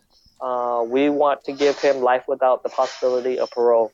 We never want to see this person on the street again. And so we went to trial. And that's a thing I do struggle with because I went to trial and I did not win. They convicted me of second-degree murder, so I ended up with a 15-year to life sentence. And it's not because of anything particularly mitigating in my case. It's because of how devious I was, and that's how I got away, because there was not enough evidence. There was not anything to stick me. They couldn't prove I was a gang member. They couldn't prove that I was the shooter even. Okay. So, but they could only prove that I was there. And that's how they got me under the felony murder rule, and I had a 15-year to life sentence. So there were men in prison that had actually done less than me with much more longer time because they were just not as smart in their criminality. I kind of want to touch on that a little bit. So you said it was 4 months that you from the murder until they caught up with you. Can you take me through those 4 months? I'm trying to get a sense of I mean, you said, your feeling was they got what they deserved. How were those 4 months knowing that there was a possibility that you could be investigated? Well, if I look back now, of course, I was very fearful. But at that time, if you had asked me, are you worried? No, because I had no concept of the word fear, or what I doubt I would ever admit that I was feeling scared. I just did what I basically did with all type of emotion, just shove it into a corner and hope that it goes away. And it was just something there always sitting at the back of my mind. I would never admit it to anyone. So if I look back, it was a dark 4 months for me. I was numb. And I was just hoping that nothing would come of it, but I would never talk about it to anyone. And I was just in a really dark place. I don't know how to describe it. That's the best way I can describe it. Okay, thank you. Jesus. Mm-hmm. So you got 15 to life, second degree. Yes. When which at the time in the state of California was the same as a life without parole sentence anyway, because from 1977 to 2007. There was not one lifer that was paroled in California. They had pretty much a blanket no parole policy for any life-term prisoner, regardless if he had a 5 to life sentence, 7 to life, or life without parole. When they went up to the board, they were getting denied. Wow. Dude, so a couple things I want to talk about I don't want to miss is when me and you were chatting at the bar in Carmel, you read me letters that you had written to the families, I believe, of the people you killed, of the guy you killed. I wanted. That was my victim impact. That was my victim impact statement to the board. I mean, my closing statement to the board of prison terms. If you're up for that, I'd love to read that, and also I'd like to hear just how long it took and what it was like for you to turn the other page and begin a life of, oh my God, what did I do? I want to make it right. So I don't know if you want to read the letter first, or just talk about the journey first and then read the letter. It's up to you. I don't know. What would be easier to give your listeners context, you think? Let me hear. That's such a funny word for me because I'm not very good at it. Not so much. Not so much. Let's go. Let me hear how you started turning the leaf and going, oh my God, what did I do? And then hit the letter. Okay. Well, even when I came into prison, I'm ashamed to say that I had no sense of remorse for what I did. I just continued to do what I knew best, was to excel at criminality, continue to inflict violence. And in the California prison system, the people stick together by race. So I, of course, stuck with all the other Asians, the Vietnamese, and these are guys in different gangs that we really had beef with on the streets. But once we come into prison, it's understood that stuff that happens on the street stays on the street. You're now part of the prison system, and we're now part of the prison basically gang. That's Okay. so We're, crazy. we're here to basically back each other up. And this is how we protect each other. But that's So, just a survival mechanism, More- right? I mean, you're just trying to survive with like-minded people. See, and that blows me. Yeah. That blows me I away guess too. in a nutshell, I guess that's the best way to describe it. Yeah. It's more what's Um, more what's the And word? then, so I think up Compartment. until about 10, 12 Yeah. years of my prison Segregation. sentence, that's what I was doing, just surviving. I was still hustling. I ran the football tickets for the yards. I had the connection to get tobacco and cell phones. So it was me. It's like, okay, you know what? I was recognized on the streets, and in here, I'm also recognized. People look up to me. People like me. It was a very shallow way of looking and feeling about the world, but that's how I had operated. It wasn't until 2000, I would have to say, I'm trying to remember the exact year. It was right around 2010 when I had been in about 11, 12 years. I had got actually finally busted with a bunch of cell phones, tobacco, and they had deemed me a program failure. And that struck a chord with me. You know, my whole life I've been trying to not tell myself I'm a failure, even though I'm always feeling like a failure inside. And then I remember how arrogant I was inside that committee room. There's a psych in there, the warden, and I was just very indignant, talking about how can you guys call me a failure? I'm not these idiots on the yard. I hustle. I help make your officers money. I make more money than some of you. And it was just really stupid Oh wow! trash talk. Yeah, it was really arrogant of me. But And they're there to evaluate you, to check on your progress and see if you're so being. I'm sure the psych is saying this dude's got egotistical, narcissistic personalities, all this disorders, whatever it was they could throw at me. I'm sure I could have fit it at the time. Okay. And then it was right around. Also, there was a whole combination of events that I could point to the birth of my niece, and seeing the picture of my little niece, like some little girl that looks exactly just a female version of my brother growing up, and then that taking me back to childhood. And then when I get deemed this program failure, they take me out of my comfort zone where I was living basically a good lifestyle. They took all my property away. I didn't have any radio, TV, or anything like that. And they deemed me a program failure. So I was supposed to go to the hole for solitary confinement. But because they couldn't put me in the hole, because most people that are in the hole at the time, it was filled up with people that were inflicting violence on others. They just held me down in a dorm, and they could watch me. And I could only get out of my dorm an hour a day to shower and do what I needed to do. But the rest of the time I was confined to my dorm. And I started reading again and reflecting. And I don't know. It was rock bottom in there. I mean, I've heard people describe so many different rock bottoms, like the death of someone in the family, whatever. But that for me was, I guess, my rock bottom right there. And I started asking myself those questions: how did I get here? Why am I here?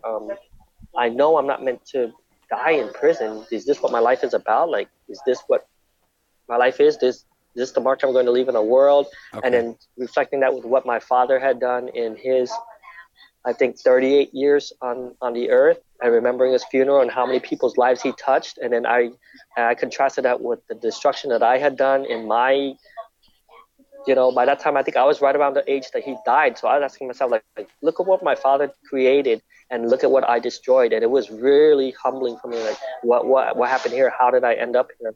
And I started, I don't know. Suddenly I had this huge appetite for books again. I've always been a bookworm, but suddenly I'm looking into books with a huge appetite of, especially people that have failed tremendously, but then yet despite it, have created something. And I found a lot of solace in my faith. I found a lot of inspiring stories from the saints, because every single one of them had huge failures and were imperfect human beings and flawed in very many ways, and yet they were able to leave legacies.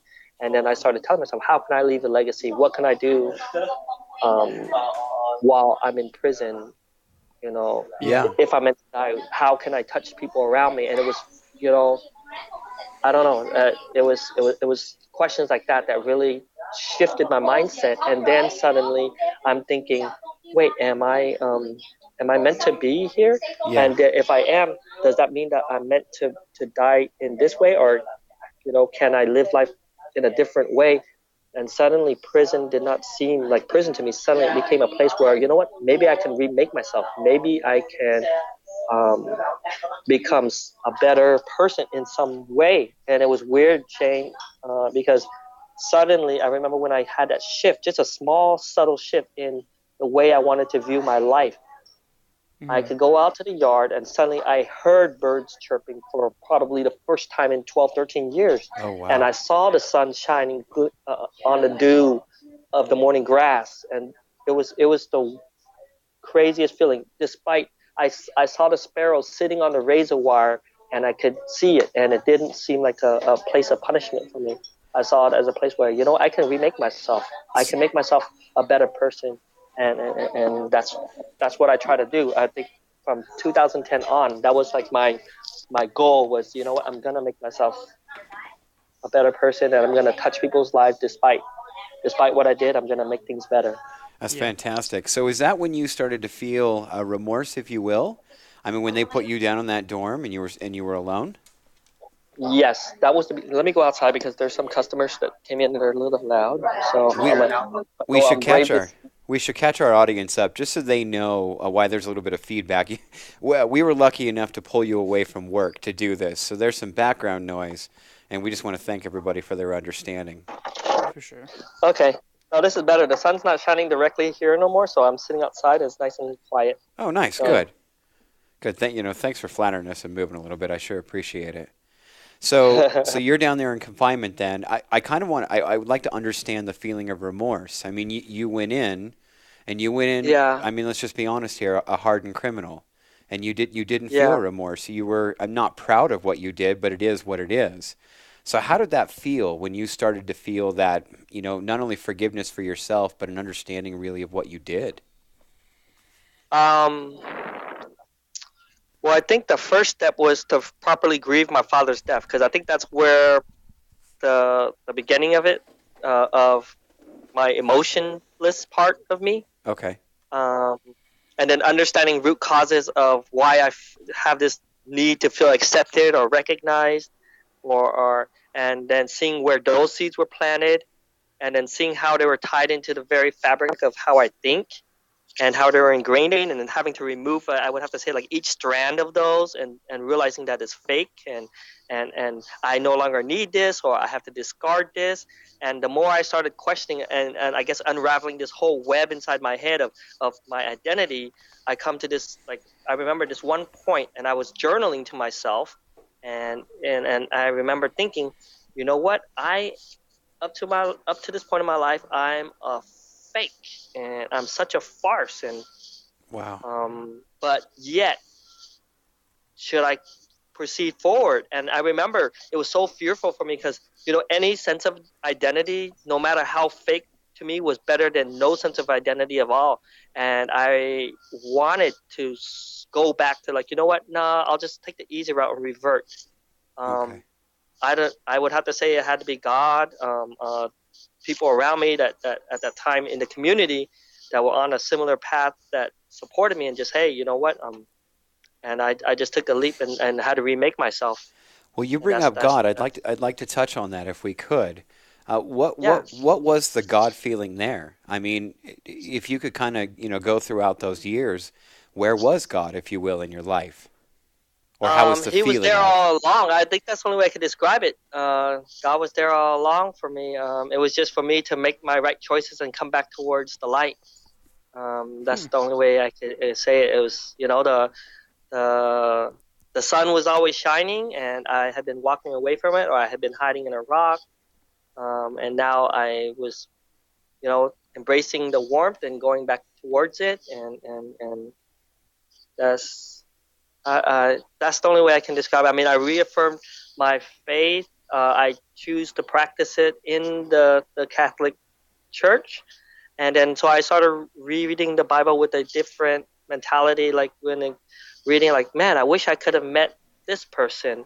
When I'm reading Paul's letters, wow, this is how he gets to see the world. how was it back then? And then on the same note, that's why I was so fascinated with reading autobiographies of successful business leaders, because at that time in prison, I go, I wish I could meet Steve Jobs. I wonder what it would be like to meet Bill Gates. I wonder what it would be, you know. And I go, wait, if I can't meet him, if I can never meet him, but what better way to understand somebody, or what better way to at least touch a little bit, is to read their intimate thoughts that they put down on paper. So that's when I just started reading about all these different people, and you know, one of my greatest heroes, I would have to say, is Mother Teresa. Oh, wow. I don't know. I just loved reading about different people and the effects they had, and it's just very simple way of living, of yet still being able to touch people. And I started applying those same principles to myself in prison, and I saw it made a huge difference in the way I just moved through the world while confined in prison. Wow. Okay. So I was going to ask, and you kind of just answered my question, but earlier you touched on reading books while you were down there. And I myself, I'm a huge reader, so I was just curious if there were any books specifically that really you connected with, or, I mean, would it be those autobiographies, or would it be the Bible, or Let what? me see, where do I begin? You know, I'm gonna tell you, I had this weird habit I started, and I could look back, because after each book I read, I started writing to myself, like, a small 3 paragraphs. What did I learn? I know, what was the book about? What did I learn, and what I want to apply to myself? I can't remember who told me just to do it, just to document it. And suddenly, after every book I read, I did that. So I had like 130 pages, because each book I read was like I wrote about a page. So I have this like stack of books that I read at home of like just basically, I don't know if it's a journal entry or whatever, but just I'll just call it my book reports. Like 130 pages, like 130 different books I read, and each of them was dated, so I could go back to each one and see where my mind was thinking at that moment. And I remember, hey, this is where this thought began, or this is where I started this practice. Certain books that I would have to say, probably the first one was this one, Miyamoto Musashi. It was about the samurai in Japan, the famous one that ended up with fighting with 2 swords. Yeah. And I remember reading, and how he was just a thug. He ended up killing somebody, and a monk took a liking to him and threw him in a dungeon for 2 years.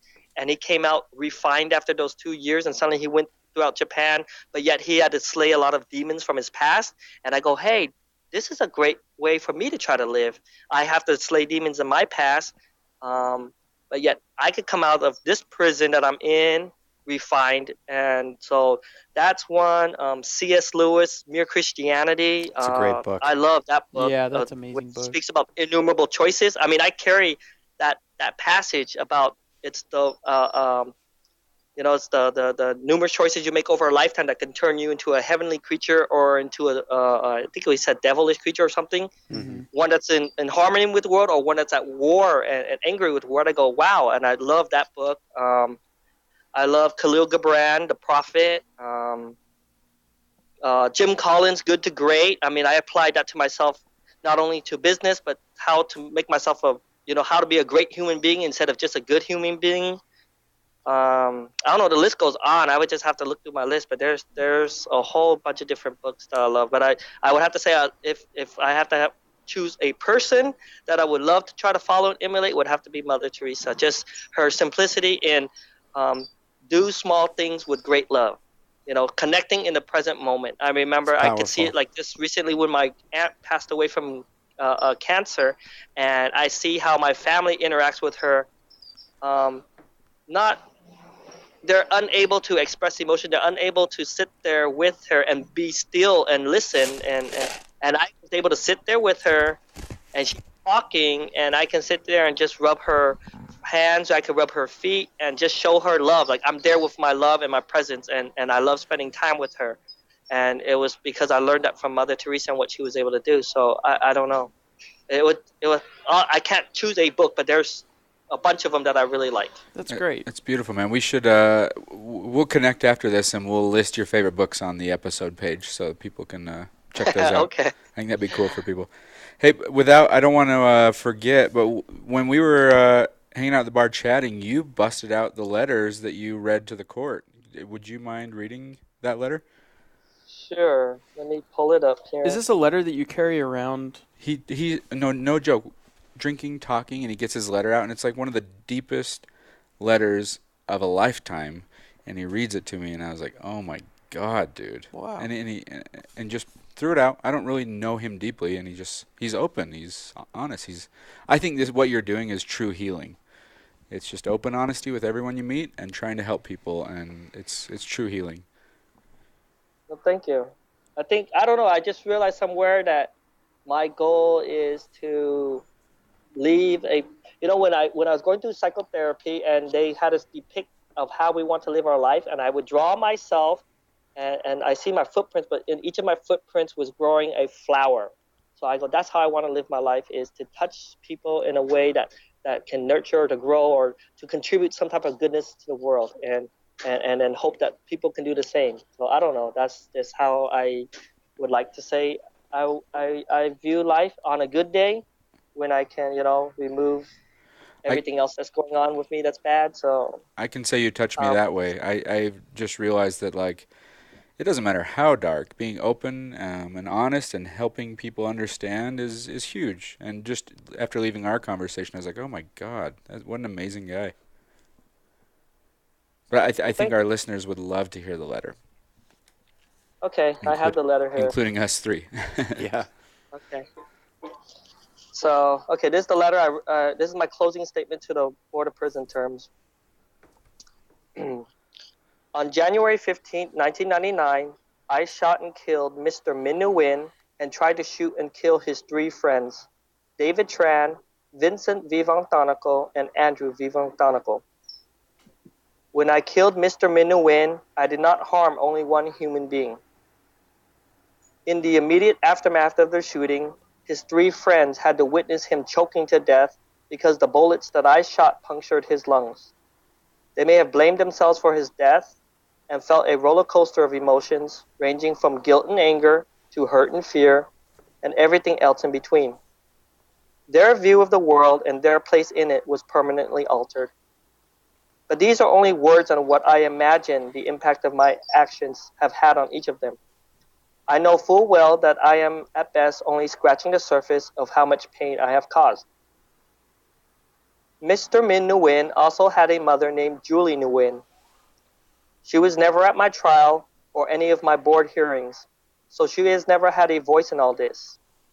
This is a woman, though, that I am sure suffered in so many countless ways. Once again, I can only imagine. It's hard to picture the horror, shock, and pain she felt in having to identify her son's lifeless body.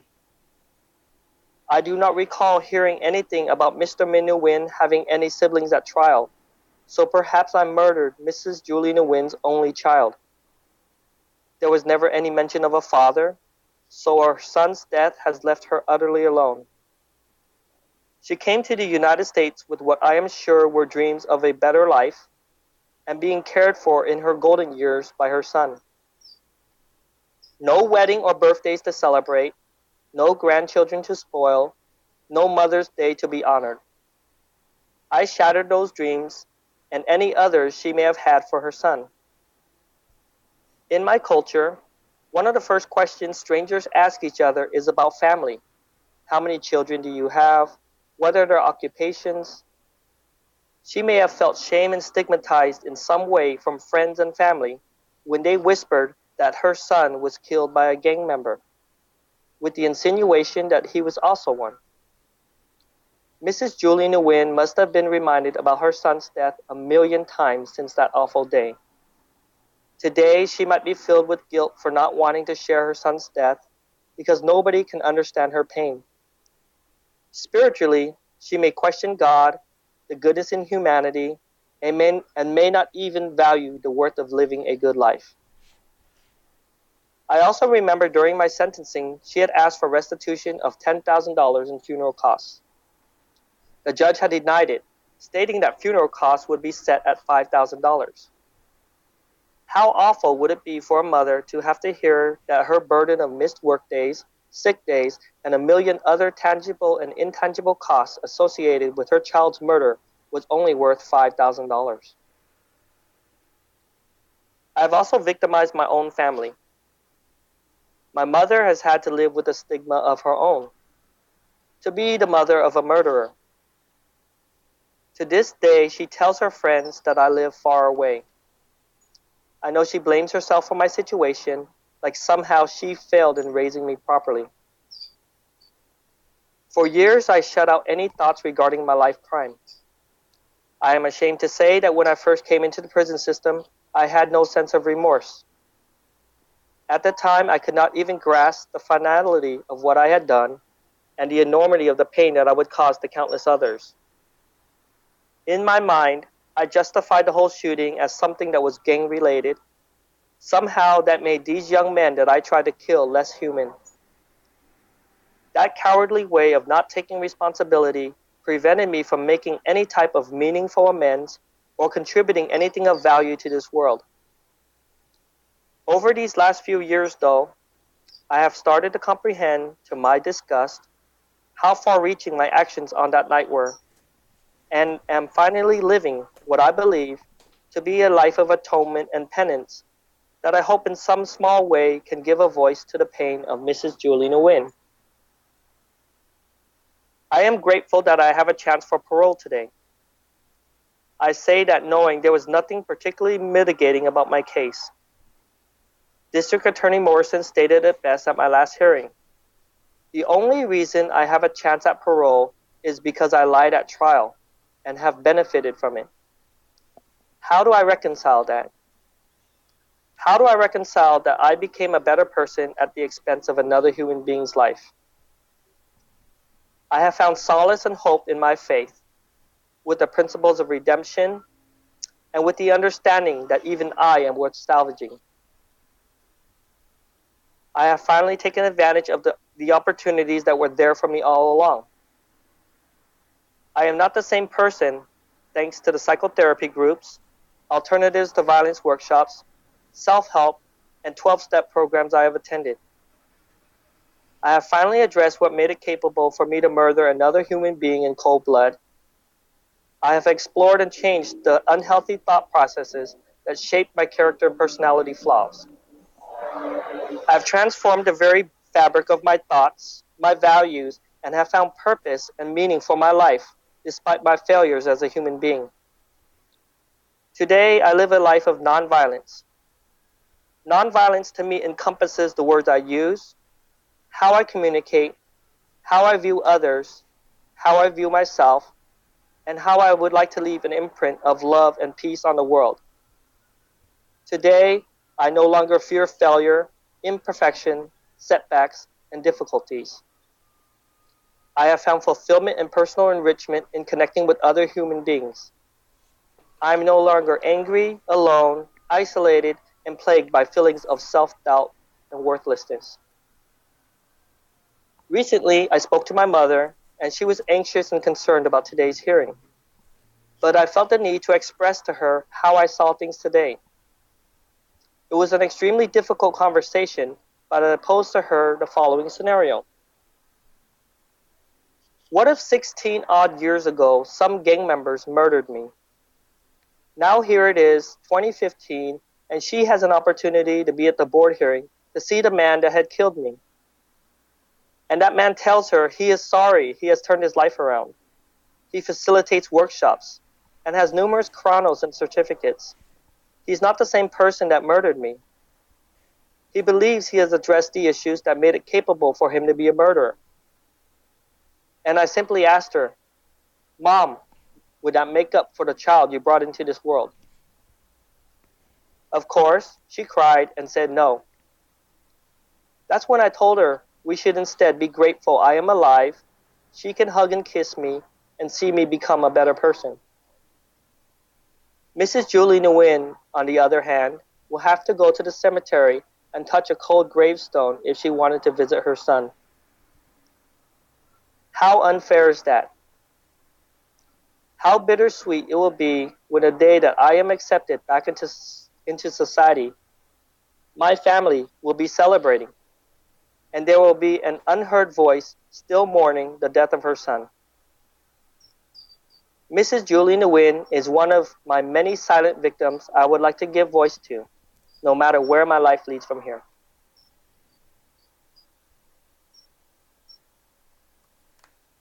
Wow. Oh. Yeah, you're going to have to excuse the silence, but Oh my God, I'm dude. trying to take that all in. I feel like there was nothing missed in that letter. No.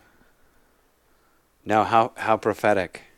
And we talked quite a bit about being rehabilitated and you feeling remorse. And that letter was beautiful. Yeah, beautiful. Everything, even the stuff that was unfair and the wrong and turning it onto your mom. Oh my God, dude. Oh, Pretty heavy. yeah. No, So- thank you. Do you, now you carry that around with you, right? As a reminder? Yeah. Yes, as a reminder, as when I'm inspired to share it, when I some days I'll read it to myself and reflect. You know, reading it again just reminds me of my mom. Her and I have a ritual every Sunday. We'll go to mass at 11. We get out at 12, and then we'll go to eat lunch. And her and I can just sit there, and I could just feel the joy emanating from her, but I could feel it from myself because I get to spend time with her. And it's just so very special to see the years that she suffered.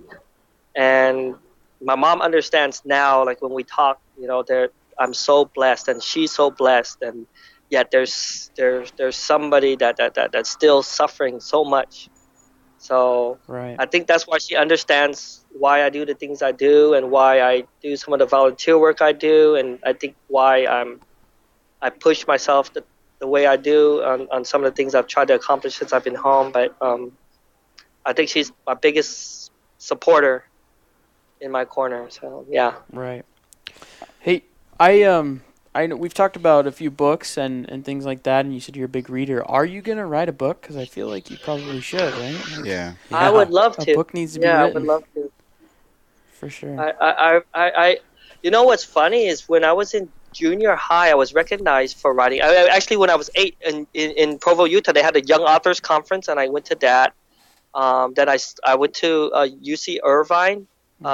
In junior high, they sent me to a creative writing school for my writing. And then it wasn't years later until prison when I go, why did I stop writing? And then I traced it back. I stopped writing after my father passed away. So I started writing again when I was in prison. And I think I have like 5 journals filled. I have my book reports that I have of my thoughts. And then I have actually mini autobiography that I wrote for myself to try to I guess condense my thoughts and distill them into something that I could speak to the board about. So I traced myself back and I just wrote it to myself. Okay. I don't know. I've been told by several people that I should write something, and I think that's a dream of mine that I should pursue because I used to want to write. Yeah, God, you And- should. You absolutely should. That letter was powerful. And your story Thank alone you. is compelling. So, I'm on the same topic, but a little different angle. I have to ask, what are your views of prison? I mean, rehabilitation, and I mean, it sounds like every time you went back, you just got reunited with more gangs. So what's your impression now of prisons? I mean, are they successful? Is this something that we shouldn't be doing or should be doing? They can be successful. Recently, right before Masterminds, that we met Shane. I went back into the prison I paroled from with D5 Ventures, and it was awesome and heartbreaking at the same time for me to see the same men that I had been on the yard with still living with such joy and peace in their hearts and minds, even though like one of my good friends has a life without parole sentence, and just to see how he's still able to smile and see me and be so fulfilled and just to spend that day with me. Okay. And me going home and feeling so guilty because knowing that he's never going to go home, and it was in a weird sense I envied that peace he had because life can be crazy out here. Yeah. But then I also remembered to myself, you know what, this is what I wanted. I wanted to come home, and I think I should use that as fuel to continue to touch men's lives out here and be an advocate for rehabilitation and giving second chances. So it's weird that you bring this question up because I do work at my family's restaurant and at real estate, but I was just offered a program manager position at D5 Ventures, and I accepted. So I'm going to be doing that on top of my my janitorial company. Yeah, it's a way for me to still give back. Yeah, So cool, man. so I'm so excited. I'm so excited to be able to help the men coming out of and support them in any way that I can, and to just basically give voice to society. Hey, you know what? I think every single human being can be worth salvaging if we invest in them. Yeah. I don't know what it Yeah. would mean to you, but from the outside looking in, it seems like you're absolutely continuing your father's legacy of help without repayment, help for no reason but to help, and it just I just see this. It's just a second generation of this of beautiful work for people for no reason but to help. I just think it's cool. It's a great way to put it, Shane. Oh Well, man, thank you. I You gave me tears in my eyes right here, so thank you. Well, we just thoroughly appreciate you being on. I mean, this is one of I don't think I'll ever understand the mentality. So it fascinates me, but then I'm so empathetic for what you've gone through, and the way you describe the other family and everything else. It rips through me. It makes so much more sense.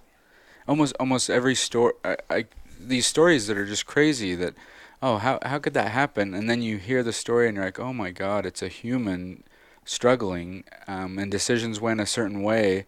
And I think the beauty is when the human takes the decisions and turns it to the right direction and helps people. And you're doing the best you could possibly do with the cards you were dealt. And like I said, I think you're continuing a legacy. I think it's beautiful, and I really appreciate you coming on and sharing so much. You shared everything, so thank you. Well, thank you. Thank you for asking me to come on. I mean, it's an honor. I mean, I don't know. When you brought up, I go, you know what? This is something I learned to follow my gut, and there's things I will decide to take on and things I decide not to take on, or things I decide. But when you had asked me, Shane, it felt right in my gut. This is something that it's leading me, continuing towards the light, continuing to embrace the light. That's why I said, yes, I will do it. Absolutely.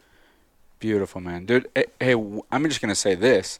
When you write your book, please come on, and we can hit the book and help help more people. God, anything we can do. Okay.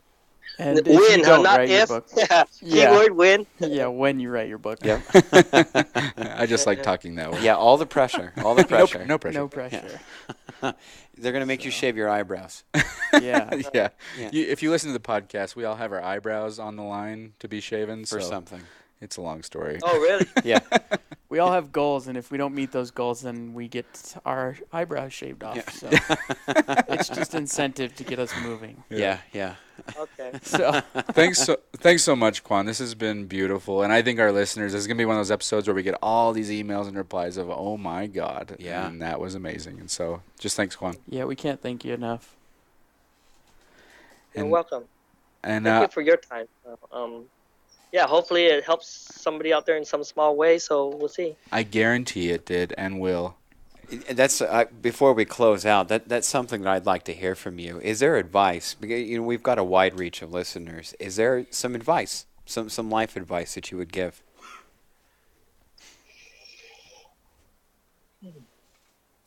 I don't know. I wish I had great words of wisdom to say, hey, this is it. This is the answer. This is what Don't it we is. all? But I don't. I think we just all have to find our own path. But I think it's more important. I think there's something very liberating once I realize, or each one of us realizes, like, we are totally responsible for every choice we make. Totally and absolutely responsible, regardless of what happens, from how I respond to someone yelling at me, to how I choose to live my day, what time I want to wake up, what I do during my day. And in it, then I go, hey, then I can do something with my life. I can change it, change the trajectory in some way, and make myself my life more meaningful, make myself feel more fulfilled. But I have to make that choice. Yeah, And it has to be a conscious choice of where I go. So I don't know. right. So I wish I had words to say.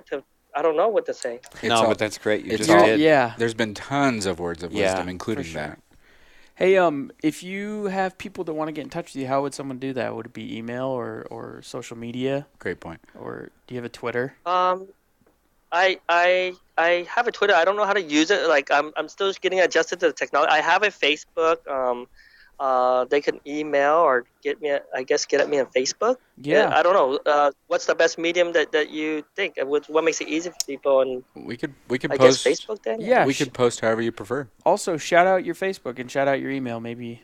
Yeah. That'd be good too. Okay. Yeah. The Facebook is under my same email, Quan Quan. The number 722 at Gmail. That's also my email. Or you can find me on Facebook. I put it under because there's so many Quan Huyns out there, but it's Quality Quan 1. The number 1. It's just one all one name. Okay. Quality Quan and then the number 1. Quality I Quan think that's 1. the best. Yeah, that's great. Okay. I know we're going to have people that are going to want to reach out to you. Oh yeah, this episode changed some lives Yeah. for sure. Thanks, Quan. Oh, I that will. would make it worth it. So I'm going to stay in touch with you whether you like it or not. So I'll be talking to you soon. Whoa. Nice, dude. you better. So I will. we have to go to the next mastermind too, right, Shane? Yes, I will for sure see you then, but hopefully before then. So it's been Yeah. it's been Yes. real, man. Thank you so much. This is you delivered, so thank you. Okay. Well, Yeah, thank you so much. Thanks, Okay, Quan, you guys very have a much. Have a good weekend, Okay. man. See you later, man. All right. Bye. Goodbye. I'm blown away. Sorry for saying you delivered. No, but that's He did though. He What the came through, fuck, man. dude? I know. Yeah, no, that's honest. Did that make it sound cheap? But he totally came through. Hey, Yeah. just so you know, you met our requirements, so don't worry. Yeah. I promise I'm not You an asshole. passed. Yeah. Are you still that worried about the shitty committee, huh? You got at least a C. Yeah. Sorry. That I didn't mean to cheapen At anything, least but to wasn't say. that cool? That's phenomenal. And I can see now why you were moved down at Mastermind, meeting him and everything. Dude, he bust that out without even knowing me. Like we were getting to know each other, but Yeah. it's like holy moly, you're open. Let me ask you guys a question. Yeah. Yeah. Do you feel any differently than you would from him to, like, Charles Manson?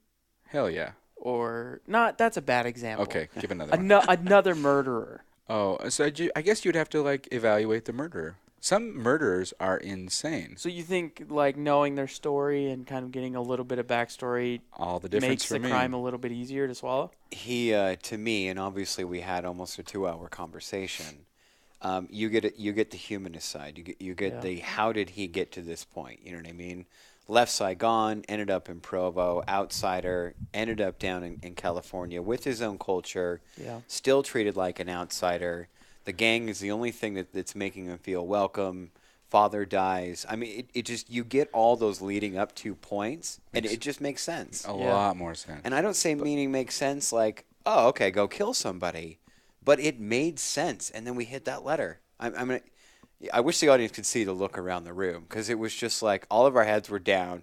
And it was one of those moments of like, oh, my God. That letter was It was a serious moment of reflection. that letter was well done. Yeah. And anything you're like, he didn't say that. He said it all. I felt like he hit everything I would want him to hit in a letter. I Yeah. think he's an amazing person, and the ability to form that letter and have it written so eloquently and just kind of raw. I know we say that word a lot, but it's for real right now. Yeah. I think it takes a lot of courage and a lot of reflection and just being serious with yourself, like, you know, evaluating what you've done. And so I think that's huge. But at the end of the day, how do we measure murderers? Make You know a what ju- I mean? Yeah. Where are they going? What are they doing? How do they understand I themselves? mean, how do we react to gang violence outside of this story? Well, I think the measuring stick there is going to be rehabilitation.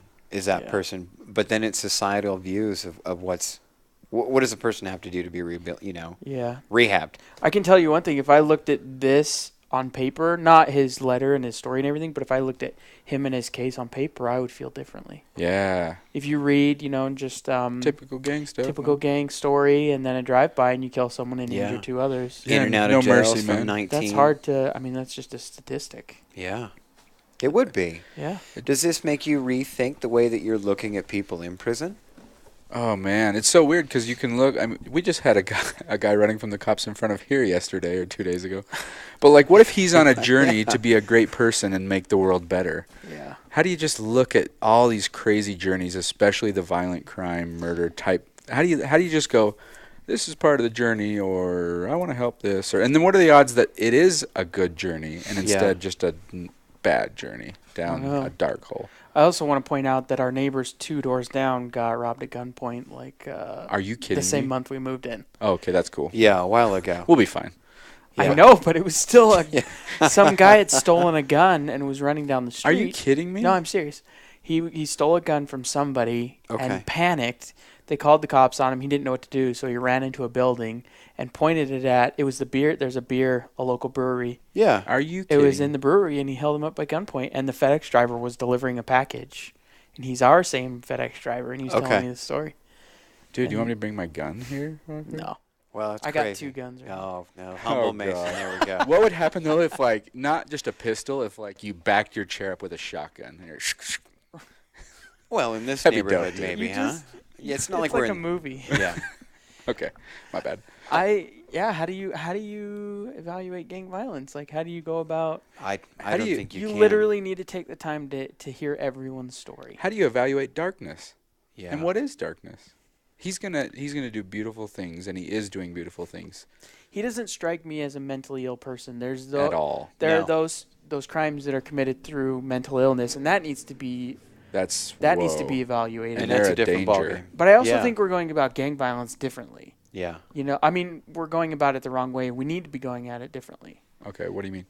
Well, I just think that when you look at hoodlums or when you look at bad people, we just instantly outcast them and we instantly throw them to the side, and it's just gang violence. But if everybody listened to these types of stories, you would probably have more empathy and you'd be able to understand, For sure. and you would cut down the violence. The gang is family, man. See, society-wise, though, I mean, the bigger picture, you don't have enough people, for the sense that I'm getting, you don't have enough people to sit down and actually evaluate Yeah. and listen to these stories. Exactly. So it's really easy for our judicial system to lump him into a category. Yeah.